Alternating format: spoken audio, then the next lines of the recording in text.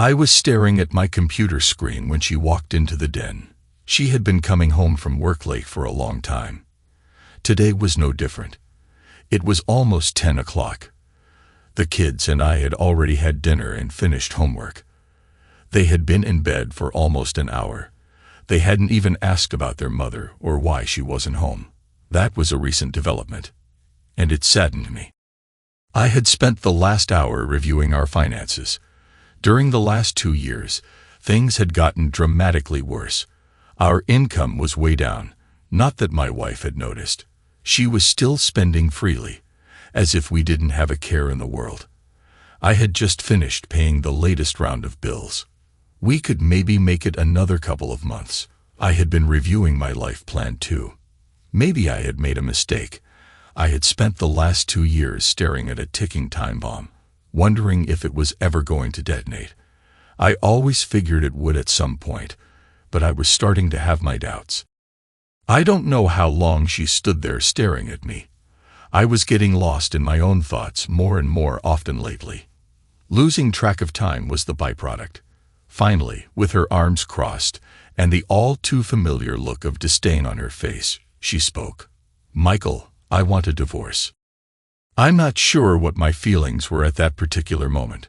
My spirit was so overburdened with self-doubt and loathing, I was almost numb to any new emotions. It really wasn't all that funny, but I still found myself trying to stifle a laugh. My wife of 17 years had just told me we were over, that all we had built together would finally be torn apart. I hadn't felt this particular emotion in a long time, and it almost made me smile. Relief. I looked at her for just a moment, allowing myself a final journey to our happier times. Then it was back to reality. Okay, I was a better programmer than a manager. Unfortunately, programmers get promoted to project leaders, then to department chiefs, and then to senior management. That is how I ended up as the senior manager of product development. It was just a fancy title for a salesman. The reality was, at the time, I was the most qualified for the position. I had birthed our flagship product line almost by myself. I had nursed it through infancy, helped it grow during 6 successive upgrades. I knew our product best. When customers had questions, I had answers. When our staff had problems, I knew how to fix them. Add a new hairstyle and overpriced suit, and I sure looked the part. The increased salary and benefits that came with my promotions were nothing to sneeze at. I would say I was mostly content with my job, but I loved programming and missed it a great deal. In my position, I never had the chance to do it. There were just too many meetings and phone calls to allow myself the luxury of jumping back into lines of code. I was forced to watch a new batch of young, wild-eyed kids trying to one-up each other with their latest developments. I won't lie. Being the boss was worth it.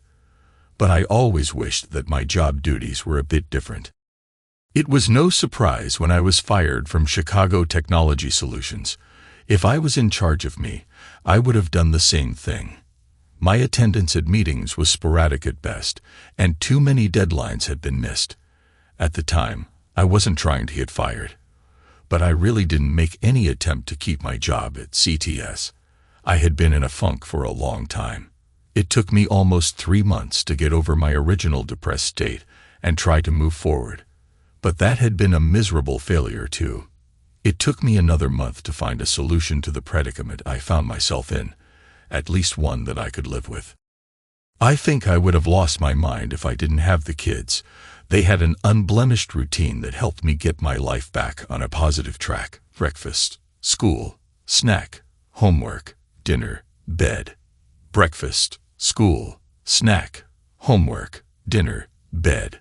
That was my mantra, and it helped me find my way. I dove headfirst into being a stay-at-home dad. I took over all the housekeeping and taxi duties. The kids genuinely enjoyed my increased presence in the house. That allowed me to realize I had some value.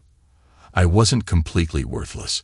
If my wife sensed this change in our family dynamic, she never mentioned it. I am almost positive that she didn't even notice. I met Jennifer Riley at a fraternity mixer. I had almost decided not to go. I had joined the fraternity for the doors it would open after graduation, not to attend parties while in school. I figured I was going to need all the help I could get. My grades were outstanding, so that wasn't a worry. However, everything else about me was just average. Height, weight, looks, personality. Average. My name, Michael, was the most popular name from 1961 to 1988. Completely average. To be honest, when I was away from a computer, there really wasn't anything all that unique about me. Dates. I had a few. Relationships. Well, not so much. I was getting pretty good at keeping myself company even during my senior year of college. Until I saw Jennifer Riley. Jennifer was almost as average as me. I realized that average on a woman looked a whole lot better. She was a bit of a wallflower. I watched her for quite some time before I could gather up enough courage to speak to her. Our initial meeting was brief and quiet, but introductions were made. In the next few weeks, we met for coffee and shared study time at the library. We had been talking for almost 2 months before our first real date. From that date on, it was the most fantastic time of my life. 15 years of bliss. Our courtship was short. Our engagement was even shorter. We were married and at home in our first apartment in Chicago soon after graduation. We shared a morning and evening train to and from our first jobs. We were barely making it financially, but we were in it together. We had nearly everything in common. Family histories, dating experiences, shared interests, and goals. Where we didn't match, we meshed. If there was something that I didn't do well, Jennifer did. If she had a shortcoming, it was one of my strengths.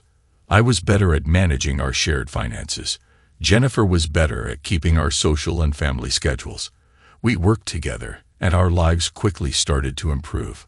We were both promoted several times over the next few years. Our friend group expanded a great deal. We were able to save money for our first home purchase and still travel and entertain ourselves. Our sex life had started off much like our relationship, slowly. We held hands and kissed from our first date on. We moved on to heavy petting when we realized that we were exclusive. Our virginities lasted until the night of our engagement. From there, our passion grew with our shared success. Jennifer quit her job after 8 years when our son, Jacob, was born. Our daughter, Emily, followed a little over a year later. Yes, I know their names were, in fact, the most popular names when they were born. It was sort of a family tradition. We bought a 3-bedroom house in the suburbs with room for a dog. We purchased a family sedan and a minivan. In general, our lives had shaped up nicely. 2 kids, a pet, a house, and 2 cars. Completely average. I didn't think it was possible for me to be any happier.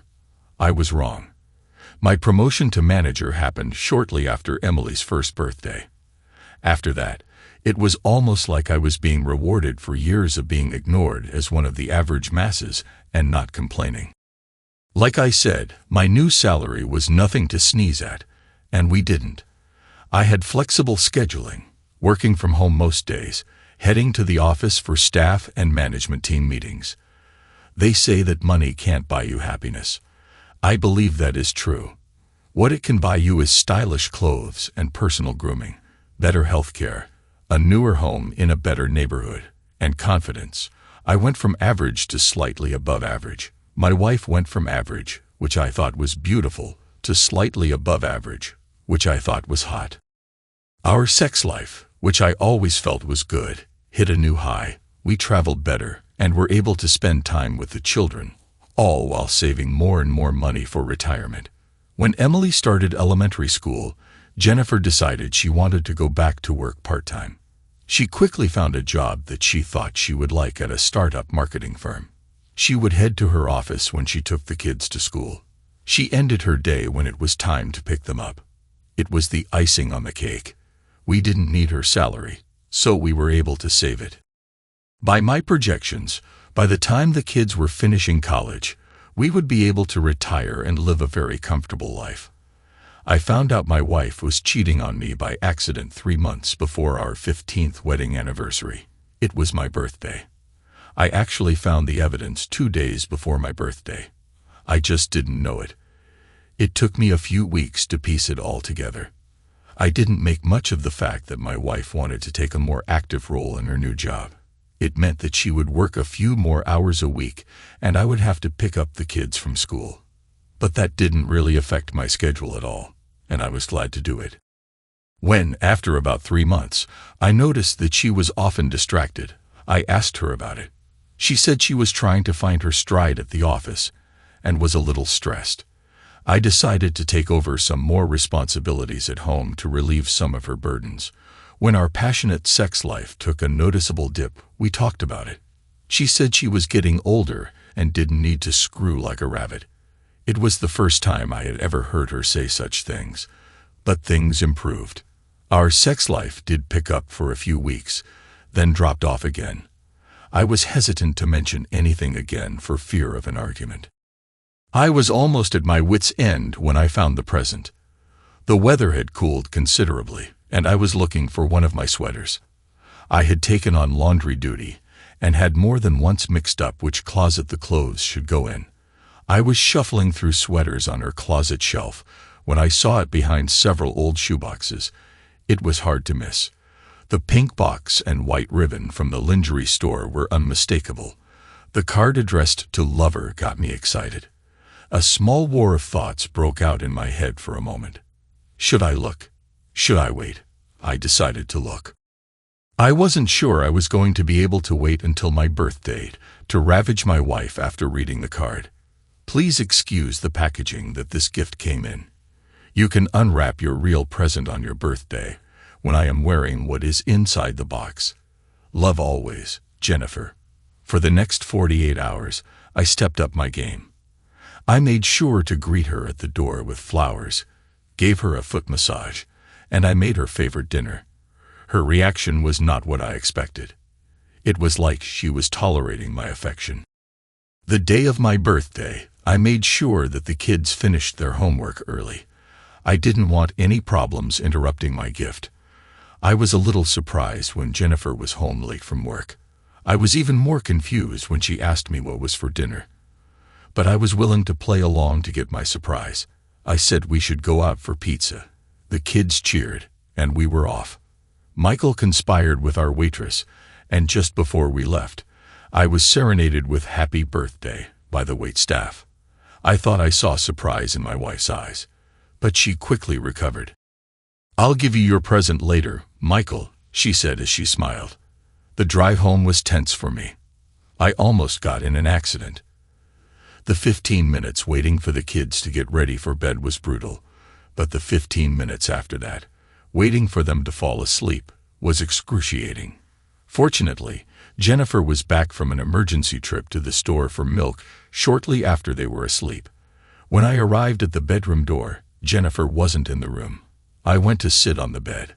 A few moments later, she walked out of the bathroom in a full-length flannel nightgown, face devoid of makeup, with her hair in a ponytail.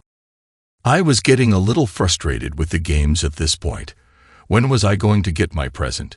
She slid into bed, and under the covers, she reached to turn off her bedroom lamp, then stopped. Oops, I almost forgot. She opened a drawer on her nightstand, pulled out a small square box wrapped in the multicolor balloon paper we had used for Michael's last birthday, and handed it to me. "Happy birthday, dear." And that was it. She rolled over, shut off her light, and went to sleep. I was too shocked to even open her gift. My depression started in full force the next day. I replayed the day's events over and over in my mind, and could not figure out what I had done that had so clearly put a damper on our evening. I was at a total loss. I stood in my own despair for almost 2 weeks. That damn present was almost blinking pink at me, announcing my failure. I have heard all the cliches. The husband is the last to know, etc. I have to be honest and say that I was legitimately clueless. The thought of Jennifer cheating on me was so foreign that I never, not once, considered it was possible. But it was the first thing that popped into my head when she called home 13 days after my birthday, announcing she would be late getting home. "It's Alan's 30th birthday, and the staff is taking him out to celebrate. I might be pretty late. I don't remember responding to her or walking to the bedroom closet, but I do remember looking at the empty space where my present once sat. I also remember the horrible pain in my chest and throwing up in the bathroom. For longer than I care to admit, I thought I might be having a heart attack, and for a few moments I hoped that it was true and that I would soon be dead. Alan Henderson was Jennifer's boss, a slick, sleazy-looking advertising executive who was a few years younger than both Jennifer and me. I had only met the man once, and I remembered not liking him very much, mostly because he seemed so disingenuous any time he was speaking. It was Emily that brought me back to my senses. "Are you okay, Daddy?" It took a few seconds before my eyes focused on my daughter, who was hovering over me on the verge of tears. "I am fine, sweetheart. Daddy just ate something that didn't agree with his stomach. I'll be out in just 1 minute. I just need to clean myself up." I did eventually get myself out of the bathroom, though I don't remember much after that. I do remember grabbing my dusty bottle of scotch. Based on the headache I had the next morning, I knew that I had thrown down several glasses. I had no idea when Jennifer had returned home.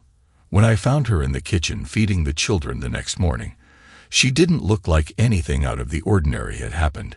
She was just going through her routine. It was the slight wince I saw in her face when she sat down to eat that killed any love that I had left. It was very subtle, but it was there. I wished that I could write about how I confronted my cheating wife. But I didn't. I was just devastated. It was all I could do to move, and it didn't get any better for several weeks. I was a zombie. As I recognized each day that my wife was going through the motions at home without a care in the world, I felt worse and worse. I thought I had hit rock bottom. It took me until the weekend of my 15th wedding anniversary to shake myself and decide to take action. I probably wouldn't have done anything. I was being a wimp. I knew it. I would like to say that I was in shock. There was probably some technical psychological terminology for my behavior. If my dad were alive, he would have just said I was being a wimp. He would have been right. It wasn't until my wife announced that she had to travel for a work conference that the fog lifted from my thoughts. She would be gone during our anniversary. I am not sure why this mattered to me. It was just one more level of disrespect. But it hurt, mostly because she gave no indication that she was even aware of the date. After drinking myself to sleep on the night of our anniversary, I woke up angry. I had hit my limit. I called my lawyer and made an appointment. I was going to end this charade. I was certain my life couldn't get any worse. I was wrong. The take-no-prisoners attitude I entered my attorney's office with was replaced with a crushing disbelief. I knew divorces could be difficult. I thought that my wife cheating on me would work in my favor. Instead, my lawyer punched hole after hole in my case. I had no evidence of an affair. If I had evidence, it wouldn't really matter. My wife would be entitled to a 50-50 split of our assets.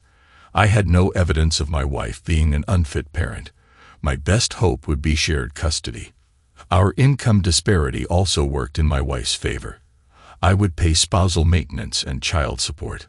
My wife would likely be granted primary custody and be entitled to remain in the house for the good of the children. My wife was a cheating snake, and I was the screwed buffoon. I went from depressed to distraught. My wife even asked me about it after a few weeks. "You really don't look good, Michael. Is something bothering you?" "No, dear." At least she pretended to care. Me, I just wandered through life. Then I got fired.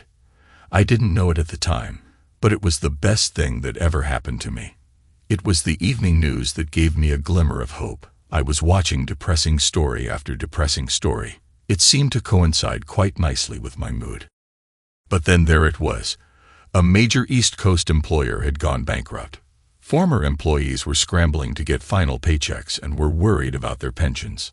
I actually felt like some people might be in a worse position than I was. Then the talking head came back on screen with his analysis. The employees would likely win a judgment against their former employer, but it wouldn't matter. There was nothing left. All of the money was gone. It didn't take much for me to connect the dots and form the basics of a plan. My wife couldn't take what wasn't there. We would have nothing, so we would split nothing. Sure, I would be screwing myself at the same time, but I was already going to lose half anyway. Did I really care about the rest? My plan started out simple enough. I was unemployed, and I wasn't going to look for work. I was going to spend our life savings until there was nothing left. I admit it was a harebrained idea. Even I didn't think it would work, but it was something I could cling to. 2 years is a long time. It was painfully boring for me when I was alone, which was most of the time. I realized that Jennifer really had been the lifeblood of our friend group. As she distanced herself from me, I found myself without any truly strong friendships. I was an only child. Both of my parents had died young, Dad from a heart attack, Mom from cancer. I was truly alone. I can sum up my life easily by saying it was dreadful. For 2 years, my children were the only thing right in my life. I had never before spent money on anything extraneous. I was still keeping receipts for everything I purchased. I started making small weekly cash withdrawals and setting the money aside. It occurred to me after about 2 months that we weren't spending money fast enough to make any difference. Apparently, I was really good at saving money and not so good at spending it. So I upped my game and made some adjustments to my initial plan. I enrolled in an executive MBA program. The university was pricey but local. In one shot, I spent almost $120,000. I paid cash for a new luxury SUV, $60,000 out the window. I fully funded educational savings accounts for the kids. That took another $260,000. I spent thousands on a new wardrobe, and I started taking larger and larger cash withdrawals twice a week. I would drive the kids to school, hit the bank, and head to the lakeshore. I never really gambled the money I took with me. A few bucks here and there so that I was at least entertaining myself. I spent enough to show that I had spent the day in the casino, including receipts for lunch and snacks and parking. The bulk was going to the wall safe in our garage, my personal post-divorce war chest in case things got ugly. My other expensive purchase, full-time private surveillance on my wife and her lover. I asked for the works, video, pictures, a daily diary of events. I am embarrassed to say how much that cost me. You may be wondering if my wife noticed any of my spending habits. I would say yes, except for the gambling. I had to tell her about my transfer of money to the kids because I needed her signature on the custodial accounts. She saw my car and clothes. She never said anything about them. I am sure she thought I was working and that we were still living on Easy Street. She made a few purchases too, and I never said a word. I often did wonder who was getting the benefit of her more frequent lingerie purchases. It just never was a topic we discussed. We were cordial to each other and interacted daily. It was like we were each tolerating a roommate that we didn't particularly like. Sex? Don't even go there. The time with my children was the highlight of my existence. I did my best to support any of their interests. We worked through homework together and played games. We went to parks, took bike rides, and went to movies. Since I had assumed the role of house chef, they seemed to be interested in helping me. I found some easy recipes and let them do just that. Jennifer was usually around at some point in the week. I didn't exclude her from our family time, but I made no effort to include her. If she was around and wanted to participate, she just did without a word from me one way or the other. I got a weekly report of my wife's activities. I thought that she was just banging her boss, but it was really a few guys from her office. A few months later, the company's clients made their way to her dance card. Did it hurt? Not really. I already thought she was a snake. That I now had proof really didn't move me at all. It was not a very interesting read. The videos were like really poorly directed adult films. In some ways, it did make me feel better, but not much.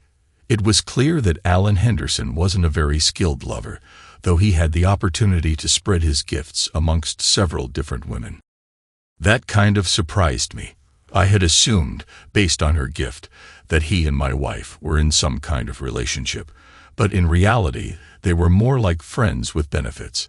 He simply rutted my wife with his slightly below-average tools, and she let him. It was the same with most of the other 6 men who screwed my wife. There was one client, though, a small nerdy-looking guy sporting the glasses and pocket protector to solidify his status as a geek, that really let Jennifer have it. The pictures and video were too grainy to tell if she enjoyed it, but to me, it looked rather painful. I stopped the surveillance after a year. I had seen enough, and it was really more of a chore to review the garbage that was sent my way. Despite my classes, kids, and gambling, I had a lot of free time. So I decided to concentrate on my life after marriage, which I assumed would be coming at some point. I started a new exercise regime. I had always been in decent shape, nothing to write home about, of course. Over time, I did make some decent gains on my bench press and running stamina. I think that huge muscles and good looks are mostly genetic, and I clearly did not fit into either category. However, personally, I was really pleased with the way I looked. I started researching the latest news on my former industry. I figure I would need a job at some point. A year away from the madness had left me farther behind than I thought. I spent a few hours each day learning about the latest technologies and software packages. I took a particular interest in my old company, CTS. It appeared they were stagnant. They were definitely not losing market share, and revenues were stable, but they weren't gaining ground. In the technology business, if you were standing still, you were losing. I also spent a considerable amount of time researching divorces. Oh, I did indulge some time devising new and evil plans for screwing with my hopefully soon-to-be ex-wife. However, the majority of my time was spent learning how divorce affected children. I had already worked through most of my pain, and the children had been a big part of that. I wanted to make sure that when their transition came, I was fully prepared. There is a lot of information out there, a lot of which I thought was nonsense. I was another 8 months into my adventure when I started to panic. My wife started coming home at a regular time, and she started talking to me and asking about my day. I answered curtly, of course, but she seemed undeterred. She started dressing more provocatively for bed. It seemed like she was trying to rekindle the intimacy of our former life. After a few weeks, it went from bad to worse. For a year and a half, she had been uninvolved and going through the motions. Now she was complaining about our lack of communication. She started talking about working on our marriage, so I stopped talking to her. Complete silence. Her reconciliation attempts lasted until her birthday. I left her present on the dining room table. The wrapping paper should have looked familiar since I recycled it from the last gift she had given me. The contents shouldn't have been a surprise either. It took me 6 months to open the last birthday present I would get from my wife. It was a watch, complete with a cheap digital face. When I noticed my birthday present in the impulse buy aisle of our neighborhood 24-hour convenience store, I had been pretty angry. A $9.95 watch from the Quickie Mart. Effing snake. When I saw they had a matching ladies' model, I got over it. I bought it and waited 18 months to give it to her. I almost wish I could have seen her reaction. But alas, I wasn't there when she opened it. The kids and I had an emergency movie night and were pretty late getting home. She was gone before the kids and I were up the next day. Suddenly, everything went back to my new normal. Jennifer started staying later and later at the office. We barely spoke when she was at home. Then it finally came. Michael, I want a divorce. I was hoping that she would get it over with quickly, but it was almost a week later before I was served with her petition. It was almost laughable. Spousal and child support. Unequal distribution of assets in her favor. Mental and emotional cruelty listed as the relevant factors. I waited until the next Monday before taking the kids camping. I didn't want them to be around when I unleashed the hounds. We returned 6 days later, relaxed and refreshed. Jennifer was waiting for us at home. She was sitting alone in the living room. I think she may have had the stomach flu. In any case, she didn't look good. I was wondering which part came as the biggest surprise. I had counterfiled for divorce based on adultery, asking for the house, the only real asset we had left, and full custody of the children. I asked for spousal and child support because I was unemployed and had been taking care of the children full-time for 2 years.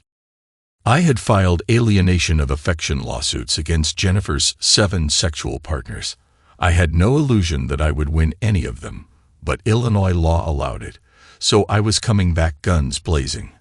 I filed civil lawsuits against her employer and the companies of the 3 clients who had enjoyed my wife's infidelity. Again, I didn't think that I could win, but the bad publicity might work in my favor. Finally, I sent a DVD of Jennifer's greatest hits to her parents and her best friends, so she would know I wouldn't be afraid to use it. She should have been aware of the evidence I had against her. It had all been named in my countersuit, but I didn't want to take any chances. The kids grabbed a snack and went to their rooms to get ready for bed. They didn't really acknowledge their mother. She made no move to address them. I went to the fridge to grab a beer. Then I made my way to the living room and plopped down on the chair opposite Jennifer. She didn't look at me for a long time, so I just enjoyed my beer. In addition to being sick, she appeared to be crying about something. Maybe she was injured. Eventually she spoke, but it was almost a whisper. "You'll ruin me." I waited for her to look up so that I could watch her eyes when I responded. It took a few seconds. God, I hope so. I thought the moment would be more fulfilling. When the single tear formed in her eye and then fell down her cheek, I didn't feel anything. "Do you hate me that much?" "Oh no, Jennifer. I don't hate you. Hate requires effort and feelings. I have none for you. And I can honestly say that I put forth absolutely no effort when it comes to you. All of my effort goes to taking care of me and my children. But I am your wife. Stop. I will not have a piece of filth like you defame my wife's good name. My wife was a loving and caring woman, my best friend and partner, and the mother of my children. She is dead. You are the snake that took over her body. Don't speak as if you have any relationship to me." It was a long time before she spoke again. "What am I going to do now?" Is that a rhetorical question, or do you really want my answer? I didn't let her respond before I continued. "I suppose there are several possible solutions to your predicament. You could move far away and try and start a new life. That's the one I would choose. I am never going to let my children spend any meaningful time with you, so that shouldn't have any impact on your decision to leave. Or I suppose you could try and stick it out here, hang around town trying to keep your head up. But who knows who will hear about your little exploits, or who would want to hire a filthy person like you. You may be able to latch onto some loser of a man who doesn't care that you're a filthy snake, but what kind of a low-life scumbag would that be? Or you could kill yourself. I really hope you don't pick that option. That would rob me of watching you suffer. But then again, I'm not sure my opinion really matters to a filthy snake like you. It sure didn't when you decided to start screwing your boss." I had been dreaming of giving that little speech for months. I should have been happy about the opportunity to give it. As I watched word after word crush whatever was left of her spirit, I had hoped I would get some satisfaction. Instead, I just felt empty. Life after divorce was a mixed bag. I did much better with my lawsuits than I had ever hoped. I netted just over $1 million in settlements from the 3 companies that had employees who had slept with my wife. It was surprising because my attorney told me not to expect much. During the post-game analysis, we decided that after seeing how he handled my ex-wife's company, they didn't want any part of the negative publicity. We had destroyed my ex-wife's company with discovery motions, depositions, and leaked information to the press. I had also started my own stealth campaign, emailing the CEOs of their remaining clients with information about my wife, her boss, and their partners. Do you really want to be in bed with this company when the mess hits the fan?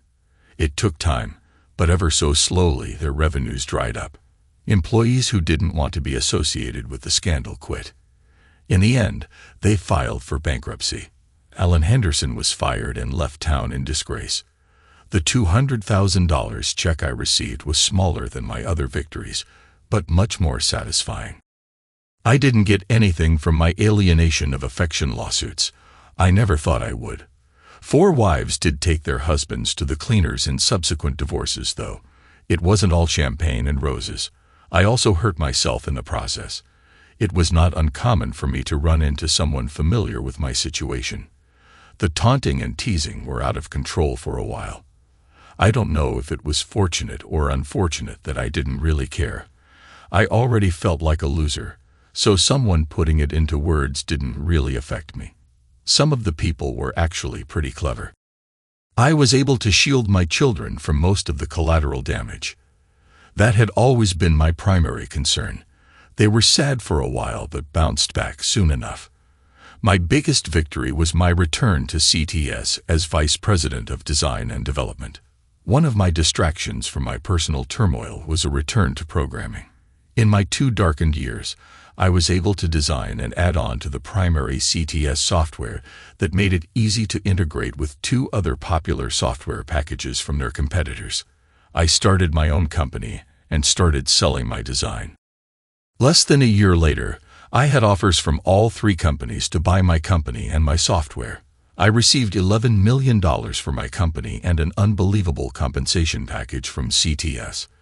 For a while, I considered retirement, but with my complete lack of a social life, I was sure I was heading for life as a recluse if I didn't give myself an excuse to leave the house every day.